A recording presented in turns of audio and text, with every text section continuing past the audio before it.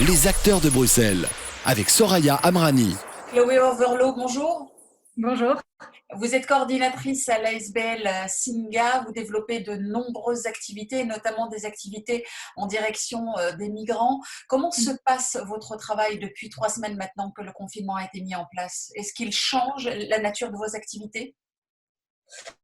Alors oui, évidemment, il change puisque nos activités, c'était des activités culturelles sportives qui favorisaient cette création de lien entre les nouveaux arrivants et des Bruxellois, et donc elles ne peuvent plus avoir lieu. Donc on a dû très rapidement se réinventer et trouver d'autres manières de créer du lien. C'est vrai que le fait d'être en confinement, pour nous, ça ne signifiait pas être en manque, enfin couper toutes les interactions sociales. Et donc on a essayé de trouver, d'utiliser les moyens technologiques pour créer des activités en ligne, donc permettre encore à nos membres de pouvoir se retrouver en ligne autour d'un cours de cuisine, d'un cours de salsa. Et on a créé aussi les Home Buddies.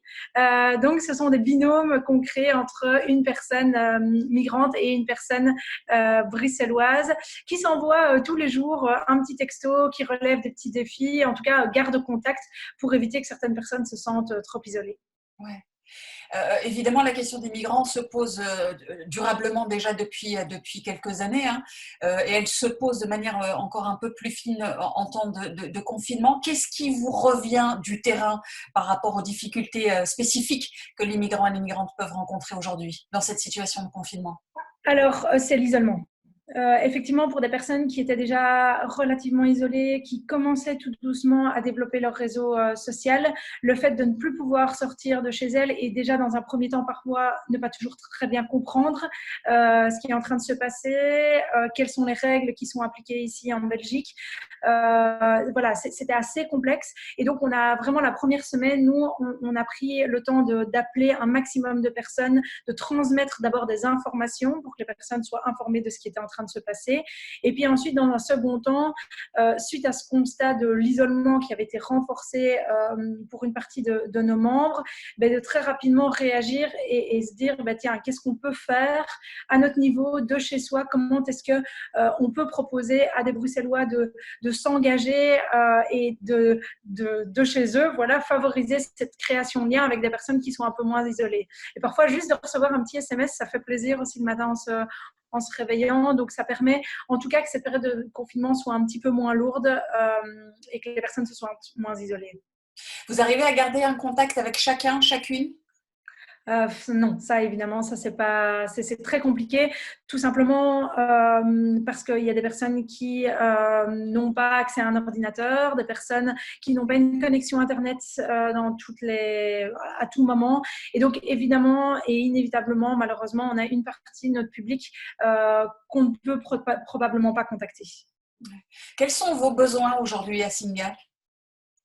Nos besoins actuels chez Singas, ce sont justement des personnes qui veulent s'engager dans le projet Home Buddy. Donc, on a de plus en plus de personnes migrantes qui sont chez Singa et qui désirent avoir un buddy, un binôme.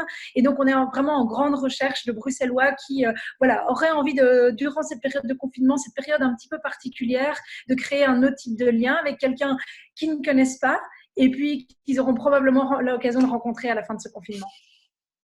Comment est-ce que ce confinement vous change? On dit en ce moment que ce confinement est de nature à changer presque les fondements de notre société. Est-ce qu'il est de nature à vous changer, vous personnellement, Chloé Overlow?